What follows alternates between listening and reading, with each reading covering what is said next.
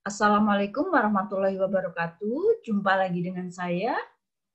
Kali ini saya ingin menyampaikan materi tentang akuntansi perusahaan industri atau manufaktur, di mana di pertemuan-pertemuan sebelumnya saya telah menyampaikan tentang perusahaan jasa, perusahaan dagang, sampai dengan penyusunan laporan keuangannya.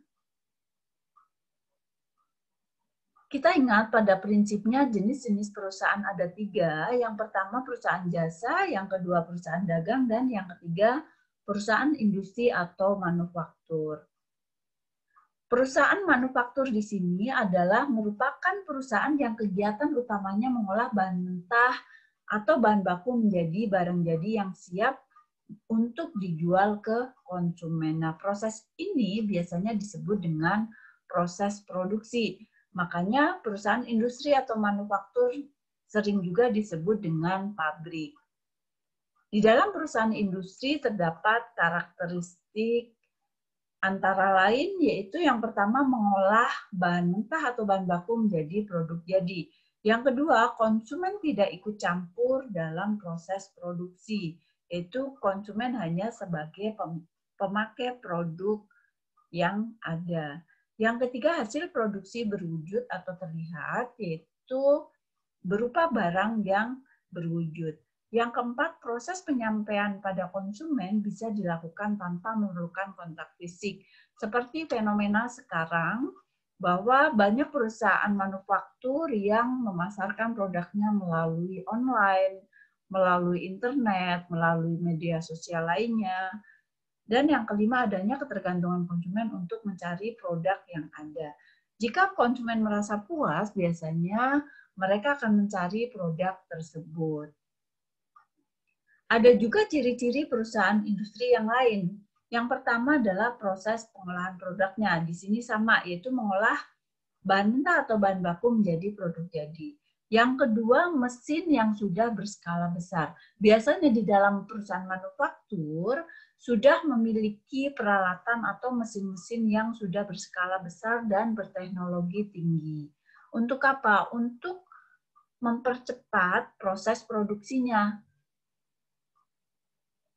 Dan supaya produksinya itu berjalan efektif dan efisien.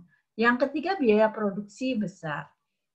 Di sini, di samping kuantitas, hal yang penting perlu diperhatikan adalah kualitas. Kuantitas dan kualitas harus seimbang, makanya biasanya memerlukan biaya produksi besar. Yang keempat, proses produksinya kompleks. Banyak yang terlibat dalam proses produksi. Banyak orang yang terlibat, banyak divisi yang terlibat, di mana masing-masing divisi mempunyai job desk masing-masing yang saling bekerja sama. Yang kelima, pemasaran dan penjualan. Salah satu cara untuk memasarkan dan penjualan produknya itu melalui promosi supaya jangkauannya lebih luas lagi. Ada fungsi bisnis di dalam perusahaan industri. Yang pertama, fungsi produksi. Di sini sama untuk mengolah bahan baku menjadi produk jadi. Yang kedua, fungsi pemasaran untuk memasarkan produknya. Dan yang ketiga, fungsi administrasi dan umum. Biasanya di sini berhubungan dengan penentuan kebijaksanaan perusahaan, pengarahan, dan pengawasan kegiatan yang ada di dalam perusahaan supaya lebih efektif dan efisien. Dan yang keempat, fungsi keuangan, yaitu sebagai penyedia dana dari berbagai macam kegiatan yang diperlukan perusahaan serta untuk mengembangkan perusahaannya. Nah, di dalam perusahaan industri, di sini ada subsektor-subsektor yang ada. Saya akan memberikan contoh beberapa, sebetulnya banyak sekali.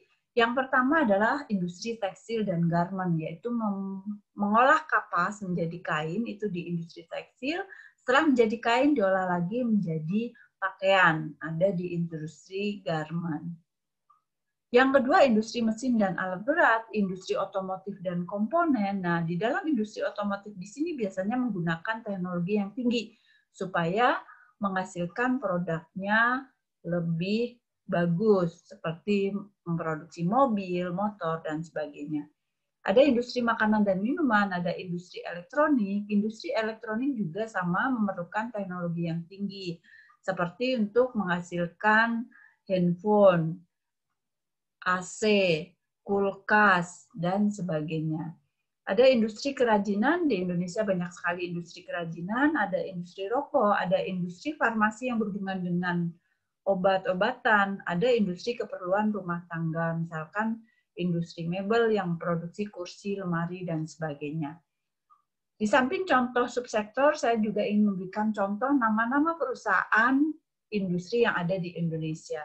Contohnya untuk industri tekstil dan garment, di sini ada Argo Pantes, industri otomotif ada Astra Internasional, industri makanan dan minum ada Indofood, Sukses Makmur, dan seterusnya. Di sini ada industri rokok, ada gudang garam, ada industri farmasi, ada Kalbe Farma, dan keperluan rumah tangga ada Unilever Indonesia. Semua perusahaan ini adalah sudah go public atau terbuka yang terdaftar di Bursa Efek Indonesia. Sebetulnya perusahaan industri yang ada di Indonesia itu lebih dari 180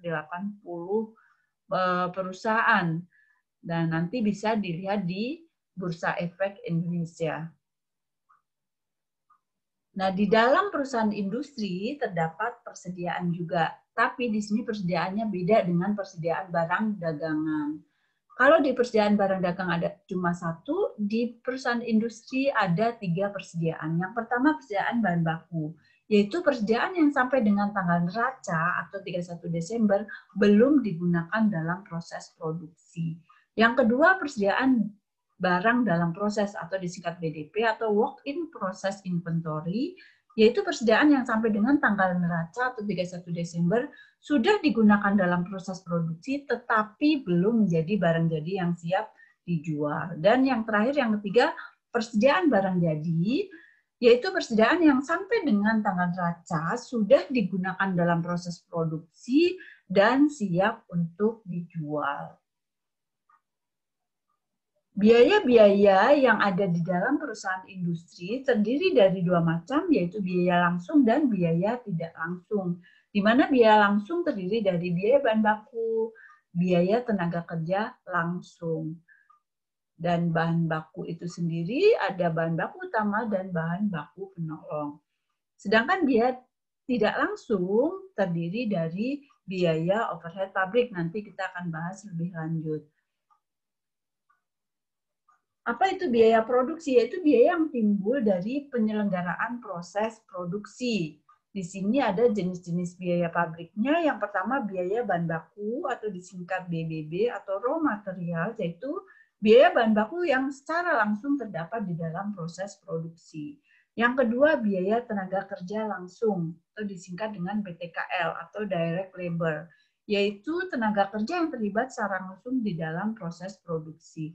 Dan yang ketiga, biaya overhead pabrik, yaitu biaya produksi selain yang dua tadi, selain biaya bahan baku dan biaya tenaga kerja langsung. Biaya overhead pabrik di sini adalah merupakan biaya-biaya yang tidak langsung, seperti biaya bahan baku tidak langsung atau biaya bahan penolong. Yang kedua, biaya tenaga kerja tidak langsung atau BTK-TL. Kalau tadi kan BTKL, ini BTK-TL atau indirect labor.